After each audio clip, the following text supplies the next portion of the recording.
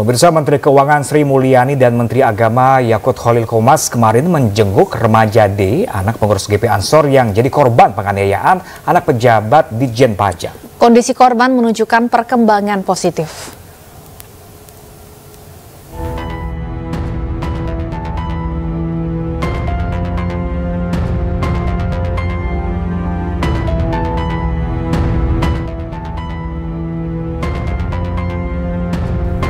D, remaja 17 tahun, korban penganiayaan oleh Mario Dandi, anak pejabat pajak, masih dirawat di rumah sakit. Kondisi korban sudah mulai bisa merespon suara dan gerakan. Menteri Keuangan Sri Mulyani dan Menteri Agama Yakut Khalil Qomas kemarin menjenguk korban di rumah sakit untuk memberikan dukungan. Kedua menteri terima langsung oleh kedua orang tua korban. Sementara itu, Kementerian Pemberdayaan Perempuan dan Perlindungan Anak berjanji memberikan jaminan keselamatan dan perlindungan terhadap korban dan saksi. Yang ada di pihak kepolisian dan juga nanti berikutnya kepada aparat penegak hukum kejaksaan, bahkan nanti hingga tahap pengadilan, begitu. Tentu kami harus dari pihak kementerian memastikan jaminan kepastian hukum sesuai perlindungan khusus dalam hal ini adalah anak korban inisial D. Tentu kami memastikan agar diberikan jaminan keselamatan dan juga pendampingan serta pemulihan baik kesehatan maupun psikologis terhadap anak korban. Pihak Mario Dandi dan keluarga belum berkomentar banyak mengenai proses hukum yang tengah berjalan. Kuasa hukum Mario Dandi, Dolfi Rompas, mengatakan kliennya saat ini masih fokus pada kesembuhan korban yang masih dirawat di rumah sakit. Ya, jadi saat ini tentunya kita concern dulu lah kesembuhan korban, ya, karena keluarga klien kami juga sudah dari orang tua sudah menyampaikan permohonan maaf ya kepada orang tua, ya, kepada orang tua korban sudah beberapa kali ya ke rumah sakit. Karena dalam hal ini ya tentunya yang menjadi fokus adalah kesembuhan korban itu sendiri. Atas kasus penganiayaan ini, polisi telah menetapkan 2 orang sebagai tersangka. Sementara itu, 1 orang lainnya berinisial A sebagai saksi. Tim Liputan iNews melaporkan. Meski menunjukkan perkembangan positif, pemirsa tidak menutup kemungkinan pihak keluarga D akan merujuk ke rumah sakit di luar negeri. Korban D saat ini masih dirawat intensif di salah satu rumah sakit swasta di Jakarta. Paman korban, Rustam Hatala, mengatakan kondisi D saat ini sudah menunjukkan tanda-tanda positif seperti respon terhadap gerakan serta sedikit membuka mata meski belum dalam kondisi sadar sepenuhnya. Sejumlah karangan bunga terpampang di depan rumah sakit berisi ucapan doa untuk kesembuhan korban dan dukungan untuk keluarga. Jadi saat ini David itu masih di ICU ya, masih di ICU. Cuman sejak kemarin itu pihak dokter juga sudah tidak memberikan obat penenang lagi karena mau melihat responnya David. Alhamdulillah udah semakin ada respon ya, ada respon. Jadi kita keluarga tetap optimis lah buat kesembuhan David, dia sadar ya. Lebih optimis. Nah, sepenuhnya ya kita tetap serahkan ke tim dokter lagi. Tadi kita juga udah ngecek, sekarang itu udah mulai ada kayak gerakan mata dan lain-lain, ada respon lah. Dan itu sesuatu yang positif sih buat kita. Nah, ini yang saya belum tahu ya, karena dokter juga nggak menjelaskan secara detail ya. Tapi waktu pertama kali di rumah sakit mana di Medika Permata Hijau kan saya di sana, saya sempat masuk. Memang kondisinya cukup parah ya di bagian kepala sebelah kanan itu. Ada beberapa luka-luka yang cukup parah. Jadi tadi sih katanya mata itu sempat ngebuka terus ngetutup lagi gitu-gitu. Terus Selain Mario Dandi, pemirsa, polisi juga menetapkan tersangka baru dalam kasus penganiayaan remaja D, anak pengurus GP Ansor di Pesanggerahan, Jakarta Selatan. Tersangka baru berinisial S, rekan tersangka Mario Dandi yang berperan memprovokasi dan merekam penganiayaan.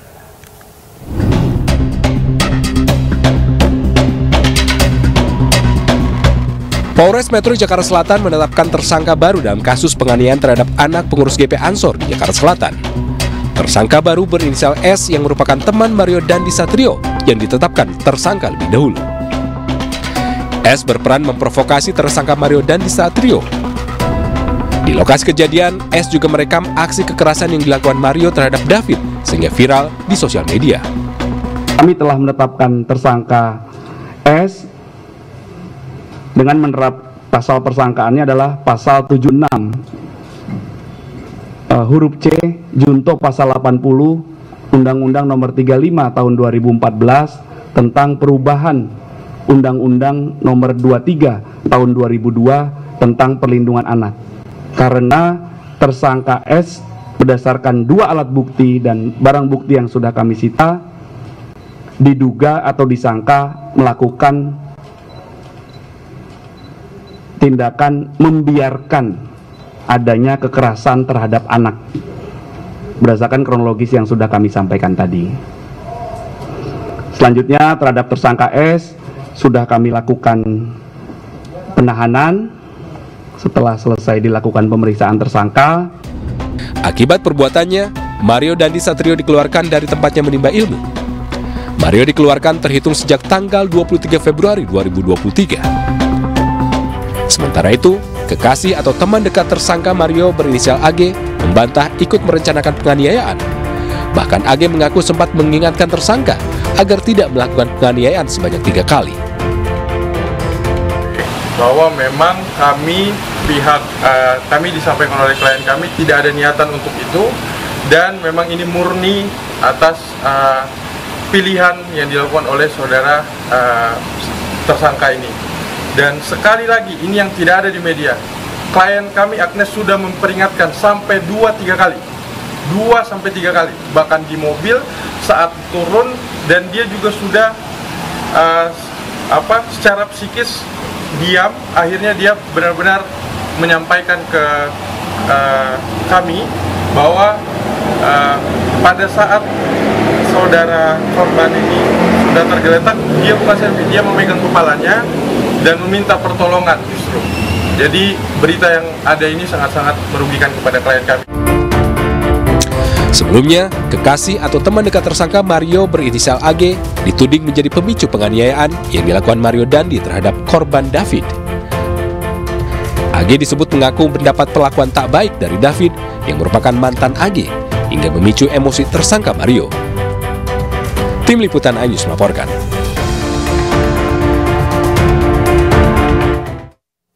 Rafael Aluntri Sambodo, ayah dari tersangka Mario Dandi Satrio, resmi mengundurkan diri dari aparatur sipil negara mulai Jumat 24 Februari 2023. Rafael menyatakan mundur setelah dicopot dari jabatannya sebagai Kepala Bagian Kantor Wilayah DJP Jakarta Selatan II.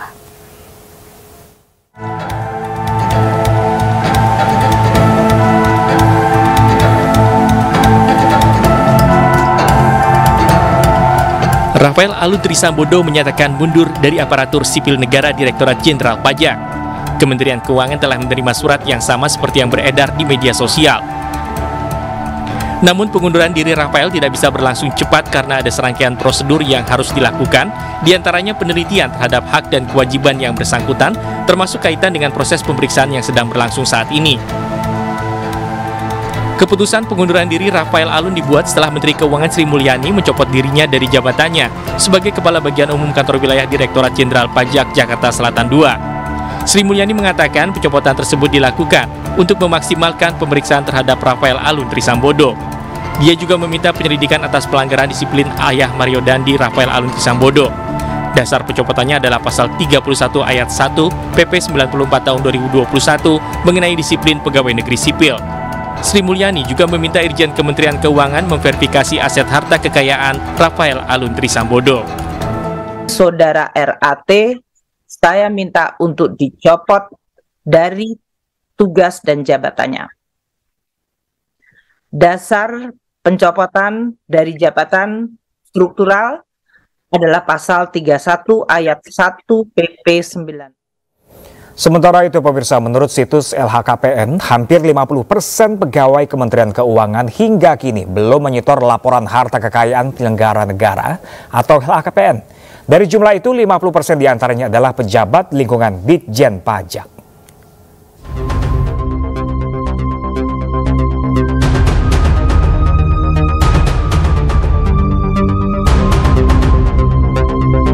Kasus penganiayaan yang melibatkan anak pejabat pajak ternyata ikut menyeret institusi Ditjen Pajak. Pasalnya, sejumlah harta yang dimilikinya belum dilaporkan. Dan setelah ditelusuri, nyatanya banyak pejabat di Ditjen Pajak yang lalai dalam menyetor LHKPN. Menurut situs lhkpn.kpk.go.id, terungkap bahwa total ada 13.885 pegawai Kemenko belum setor LHKPN di tahun 2023 ini. Dan 50% diantaranya adalah pejabat Ditjen Pajak Kemenkeu. Sementara itu, data tingkat kepatuhan lapor pajak tahun 2022 menurun jauh dari tahun sebelumnya. Tercatat hanya 37,40% pejabat Kementerian Keuangan yang melaporkan LHKPN-nya. Sementara untuk tahun ini lebih dari 50% sudah melaporkan LHKPN-nya. Tim Liputan iNews melaporkan. Menteri Keuangan Sri Mulyani membantah pemberitaan tentang 13.000 pegawai Kemenkeu belum lapor harta kekayaan. Melalui akun media sosialnya, Sri Mulyani menyatakan berita itu provokatif dan merugikan instansinya. Di lingkungan Kemenkeu, tidak semua pegawai diwajibkan lapor LHKPN. Tahun 2021, pelaporan LHKPN melalui iLHKPN diintegrasi dengan Alfa sehingga para wajib lapor LHKPN cukup melapor 1 kali. Tingkat kepatuhan wajib lapor LHKPN di Kemenkeu mencapai 100% pada tahun 2017-2021. Tahun 2021 hanya 1 orang tidak melengkapi dokumen. Untuk pelaporan 2022, proses masih berjalan sampai 31 Maret 2023. Status hingga 23 Februari 2022, sebanyak 18.306 pegawai atau 56,87% sudah lapor dan 13.885 atau 43,13% belum lapor. Kemenkeu mewajibkan pegawai melapor LHKPN, ALPA, dan SPT lebih awal, yaitu sebelum tanggal 28 Februari 2023. Sama seperti tahun-tahun sebelumnya, kepatuhan pelaporan pegawai Kemenkeu harus mencapai 100%.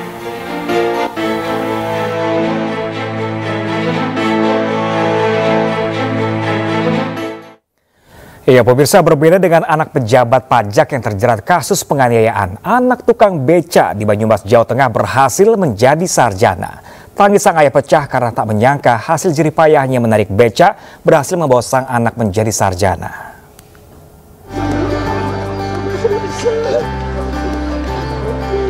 Tangis haru Mahrudin Jatun pecah saat kedatangannya mengantar wisuda putrinya, Emma Muktini, dengan menaiki beca disambut langsung oleh rektor dan pejabat UMP atau Universitas Muhammadiyah Purwokerto. Pasalnya ia tak menyangka jika dirinya yang hanya berprofesi sebagai tukang beca bisa mengantarkan putrinya menjadi sarjana. Apalagi putrinya menjadi salah satu lulusan terbaik dengan IPK 3,46. Mahrudin Jatun sendiri mengantarkan wisuda putrinya dengan menaiki beca bersama Sutiyah, istrinya. Beca ini dibawa sendiri Mahrudin dengan jarak sekitar 30 km. Rasanya bangga sekali saya bisa menguliakan sampai wisuda. Saya sebagai penarik becak, saya tidak pernah ngelah, tidak pernah ngeluh. Walaupun bagaimanapun saya tetap semangatnya biar anak bisa mencapai tujuan. Emma Muktiani sendiri merupakan sarjana Fakultas Keguruan dan Ilmu Pendidikan, jurusan Pendidikan Bahasa dan Sastra. Meski sempat merasa minder karena ayahnya tukang beca, namun hal itu tak membuat Emma menyerah untuk meraih cita-citanya menjadi seorang guru. Minder mungkin pernah ya, karena kuliah di sini orang lain itu dari keluarga yang berbeda dan saya mungkin dari keluarga kalangan yang berat. Tapi alhamdulillahnya teman-teman saya itu tidak ada yang membedakan. Semangat orang tua Emma dan rasa percaya diri Emma bisa menjadi tauladan para mahasiswa lainnya agar semangat belajar meski dalam keterbatasan kondisi ekonomi. Dari Banyumas, Jawa Tengah, Saladin Ayubi, iNews melaporkan. Pemirsa, hari ini merupakan hari terakhir digelar F1 Powerboat Danau Toba. Informasi selengkapnya kami hadirkan sesaat lagi, tetaplah di iNews Siang.